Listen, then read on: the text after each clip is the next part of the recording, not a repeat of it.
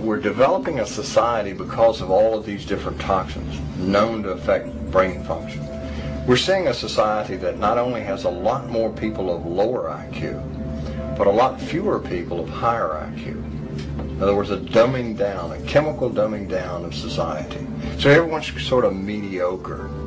That leaves them dependent on government because they can't excel. We have these people of lower IQ who are totally dependent. Then we have this mass of people who are going to believe anything they're told because they can't really think clearly. And very few people of very high IQ who have good cognitive function who can figure this all out. And that's what they want. So, you can kind of piece it together as to why they are so insistent in spending so many hundreds of millions of dollars of propaganda money to dumb down society. The secret organizations of the world power elite are no longer secret. They have planned and are now leading us into a one-world communist government.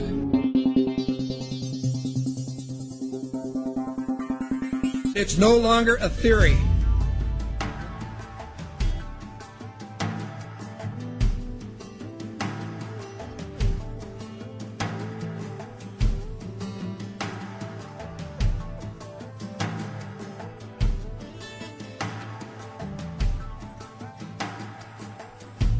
The German philosopher Johann von Goethe once said, "There are none more hopelessly enslaved than those who falsely believe that they are free." But few who hear the words ever realize that they are the ones to whom Goethe was referring.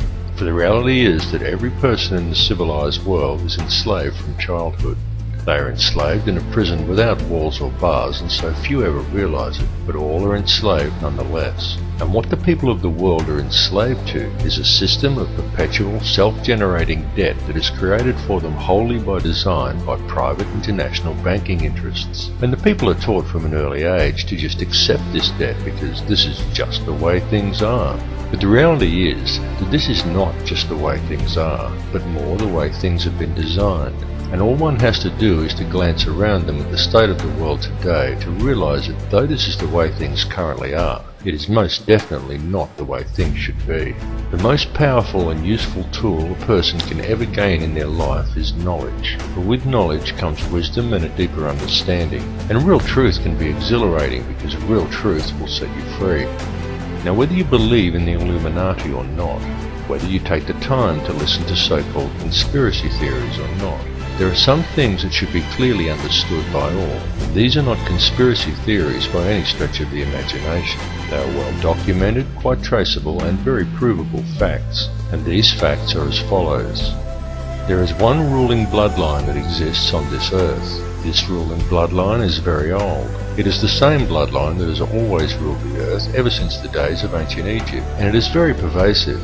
For example, many people think that anyone can get to be President of the United States, but the reality is that all US presidents have been Freemasons, and a large number of them are in fact related, and their lineage can be traced back to European monarchy, and in particular to the line of William of Orange.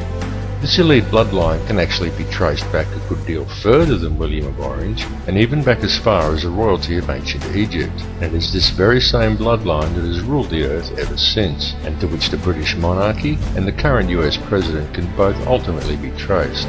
Many people may be surprised to learn that US President George W. Bush is in fact the 13th cousin of Queen Elizabeth II, the current British monarch. Reverence for the royal bloodline and worship of Amun-Ra is still carried out in the world today, though it is veiled and secretive, but the symbolism remains true, as always, hidden in plain view. Adherence to such traditions is why each of the 3 city-states of London, Vatican and the District of Columbia all have their own obelisks. The London obelisk is also accompanied by 2 sphinx wrought in the image of Tutmosis, indicating that it is in London that the royal bloodline actually resides. The fact that out of all the pharaohs to choose from, the London Sphinx depicts Tutmosis is actually very telling indeed for a number of reasons, but that is another tale. The British monarchy is steeped in ancient traditions and symbolism, and they do not attempt to hide these connections. They just don't mention them or answer questions about them, but the signs and symbols are right there for discerning eyes to clearly see, again, as always, hidden in plain view. Just a look at the royal coat of arms, the royal regalia and the coronation throne clearly demonstrates these connections. And the evidence linking these rulers to the one bloodline does exist. All the information to verify these claims lies within the public domain. It is up to each of you to connect the dots yourself. More importantly, however, is the fact that over the last 200 odd years there has developed behind this ruling bloodline another elite class, somewhat similar to a priesthood that remains hidden in the shadows. This shadowy priesthood is the money changers, the international banking elite, consisting of 13 very influential families, and it is this shadowy elite who ultimately controls things from behind the scenes.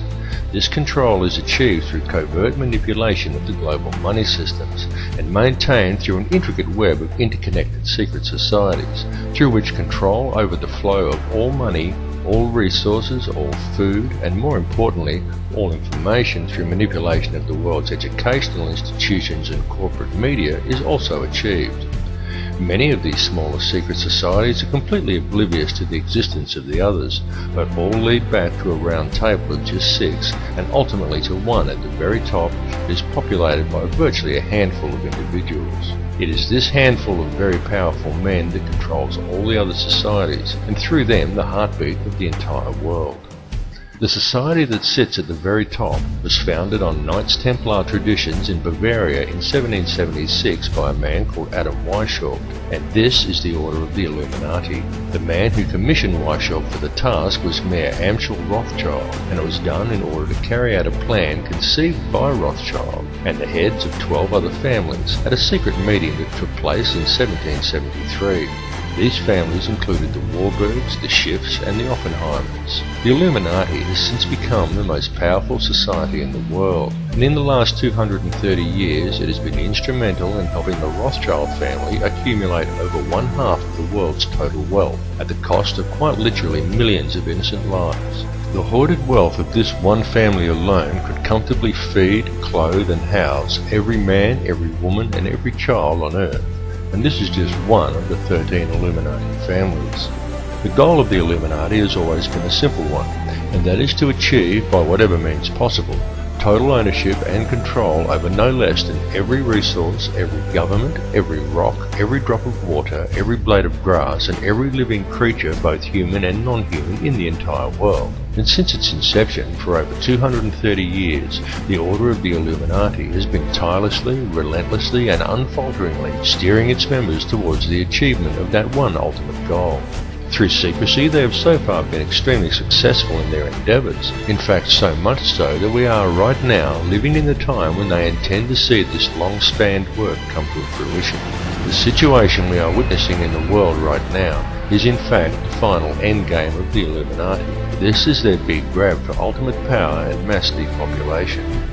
Some people claim that the Illuminati is a myth, and what is really to blame are organisations such as Zionism, but I assure you that this is not the case. It goes far deeper than Zionism, and such people have simply limited the scope of their vision. They have locked onto an answer that supports their beliefs and have refused to delve any deeper. They are not seeing the bigger picture. Greek philosopher Socrates once said that true wisdom is knowing how little we actually know, and he was absolutely correct, and this is why it is important to keep an open mind and allow your beliefs to be flexible enough to change as new knowledge is acquired. And it is important to listen to all the information and not to just that which reinforces your beliefs, because this conspiracy goes very deep, and Zionism and the Jewish influence over the money system is merely one layer of it. It goes still deeper even than the Illuminati. Those who we know as the Illuminati are merely the shadowy controllers. The plan that is unfolding in the world today is indeed an old one, and it is a plan that is very complex, but not so with the system of control that is in place to blind the people to its existence. This system of control just appears to be complex, but in reality it isn't. In reality, it's very simple, and it's very fragile. However, it is its apparent complexity that has kept it so well veiled, and it has also been kept very well hidden by constructing a conspiracy culture to breed around it, and by then promoting an air of endless ridicule towards such concepts. Indeed, the creation and proliferation of such a culture and promotion of constant ridicule towards it has been one of the Illuminati's most valuable assets in obscuring the reality of the society's existence.